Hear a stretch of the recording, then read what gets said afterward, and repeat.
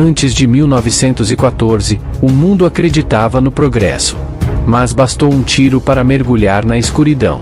Impérios colidiram, armas inéditas surgiram, e milhões foram engolidos por uma guerra como nunca se viu. Nos céus, no mar e nas trincheiras, o século XX começou, com sangue, fumaça e a queda de uma era.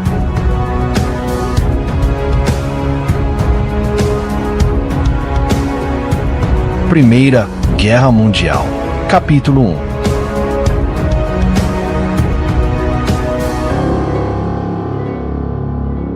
No início do século XX, o mundo parecia caminhar para uma era de progresso e civilização. Mas por trás do otimismo, havia uma Europa armada até os dentes, dominada por grandes impérios e alianças secretas. As principais potências da época formavam dois blocos. De um lado, o Império Britânico, a França e o Império Russo, unidos na Tríplice Entente. Do outro, o Império Alemão, o Austro-Húngaro e a Itália, formando a Tríplice Aliança, que logo se dividiria. Os impérios dominavam vastas regiões do planeta, cada um com seus líderes influentes. O Império Alemão era comandado pelo Kaiser Guilherme II, um monarca militarista e determinado a tornar a Alemanha a potência dominante na Europa. O Império Austro-Húngaro, liderado pelo velho imperador Francisco José I, era uma estrutura frágil, sustentada por uma aliança entre austríacos e húngaros, mas cheia de tensões internas. O Império Russo era governado pelo czar Nicolau II, herdeiro da dinastia Romanov, que enfrentava crises internas e uma população cada vez mais insatisfeita. Já o Império Britânico, comandado pelo rei Jorge V, controlava um dos maiores impérios coloniais da história, com territórios espalhados por todos os continentes.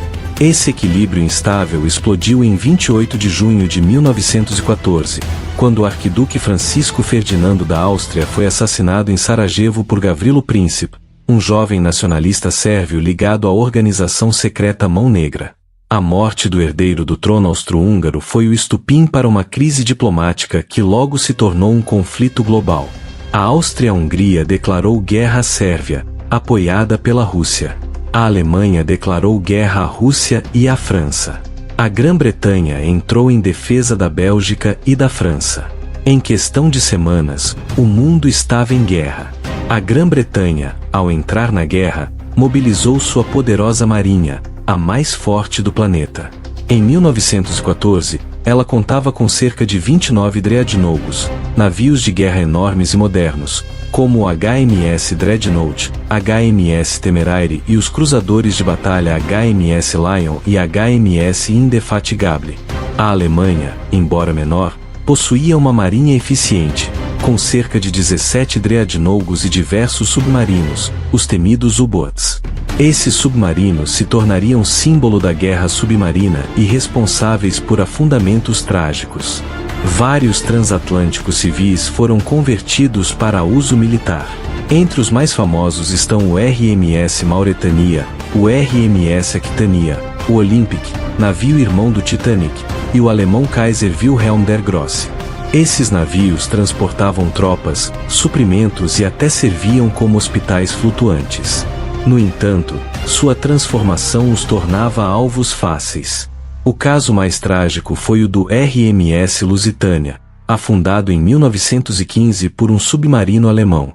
O navio levava passageiros civis, incluindo 128 americanos, e sua destruição causou indignação internacional, aproximando os Estados Unidos da guerra. Na mesma época, a aviação militar ainda estava em seus primeiros passos. Os Estados Unidos tinham apenas 23 aviões militares no início da guerra. França e Alemanha estavam mais avançadas e utilizavam aviões para reconhecimento, bombardeio e combate. Aviadores como o Barão Vermelho, Manfred von Richthofen, se tornaram figuras lendárias. Ao final da guerra, a aviação já era parte essencial das forças armadas modernas. Cada império dispunha de um arsenal específico. A Alemanha era equipada com fuzil Mauser Geuer 98, metralhadoras MG-08, lança-chamas e uma artilharia pesada produzida pela Krupp. Foi pioneira no uso de armas químicas como gás cloro e gás mostarda. A Grã-Bretanha usava o fuzil Linfield, metralhadoras Vickers e Lewis, e desenvolveu os primeiros tanques da história, como o Mark I. A França contava com o fuzil Lebel M1886, a artilharia de campanha de 75 mm, e aviões como o Spad e o Nieuport. A Rússia, com seu fuzil Mosin Nagant e metralhadoras Machine, lutava contra a falta de suprimentos e organização. A Áustria-Hungria utilizava armas Mannlicher e artilharia pesada Škoda, mas sua indústria era limitada. O Império Otomano dependia em grande parte do armamento fornecido pela Alemanha. Os Estados Unidos, ao entrarem na guerra em 1917, trouxeram o fuzil Springfield M1903, metralhadoras Browning e tanques franceses Renault FT. A guerra rapidamente se transformou num conflito de trincheiras. Do Mar do Norte à Suíça, soldados se enterravam em longas linhas de trincheiras, enfrentando lama, frio, ratos, fome, gás venenoso e bombardeios constantes. Avançar alguns metros podia custar milhares de vidas. Batalhas como a de Verdun, Somme e Ypres se tornaram sinônimos de carnificina. Milhões de soldados morreram sem que o mapa da Europa se alterasse significativamente. No mar, além do Lusitânia, ocorreram outras tragédias navais. A Batalha da Jutlândia, em 1916, foi o maior confronto naval da guerra, com grandes perdas em ambos os lados. Os navios britânicos HMS Invincible e HMS Queen Mary explodiram após serem atingidos por projéteis alemães. Submarinos alemães atacavam navios mercantes indiscriminadamente, afundando centenas de embarcações ao longo da guerra. Em 1917, a Rússia saiu do conflito após a Revolução Russa, que depôs o czar Nicolau II. Os bolcheviques, liderados por Lenin, assinaram um acordo de paz com a Alemanha, o Tratado de Brest-Litovsk. Isso permitiu que os alemães concentrassem suas forças na frente ocidental. No entanto, o desgaste era enorme. A entrada dos Estados Unidos trouxe novos soldados, recursos e tecnologia, desequilibrando o conflito. Em 1918, a Alemanha lançou uma última ofensiva. Avançou, mas foi contida. Internamente, a fome, os motins e a pressão popular levaram à abdicação do Kaiser Guilherme II. Em 11 de novembro de 1918, foi assinado o armistício em Compiègne, encerrando oficialmente os combates. Ao fim da guerra, 4 impérios deixaram de existir: o alemão, o austro-húngaro, o russo e o otomano. A Europa mudou para sempre. O número total de mortos ultrapassou 20 milhões, entre civis e militares. Milhões ficaram feridos, mutilados ou traumatizados. Uma geração inteira foi marcada pelo horror. A Primeira Guerra Mundial não foi apenas uma guerra de soldados.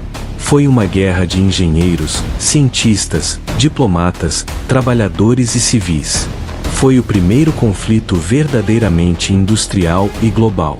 Ela também foi a semente de novas tensões. O Tratado de Versalhes impôs pesadas punições à Alemanha, plantando ressentimentos que mais tarde alimentariam o surgimento do nazismo. A guerra, que muitos acreditavam ser a guerra para acabar com todas as guerras, foi na verdade a primeira parte de uma tragédia ainda maior que viria depois, a Segunda Guerra Mundial. Mas os ecos da Primeira Guerra ainda ressoam hoje. Ela transformou fronteiras, destruiu impérios, acelerou a tecnologia, provocou revoluções e revelou o quão frágil pode ser a paz. O mundo do início do século XX desapareceu nas trincheiras de Verdun, no convés do Lusitânia, no céu sobre a França e nas fábricas onde se forjaram as armas do futuro. A Primeira Guerra Mundial foi um momento de ruptura, uma linha vermelha que dividiu a história entre o antigo e o moderno, entre impérios e nações, entre diplomacia e destruição total.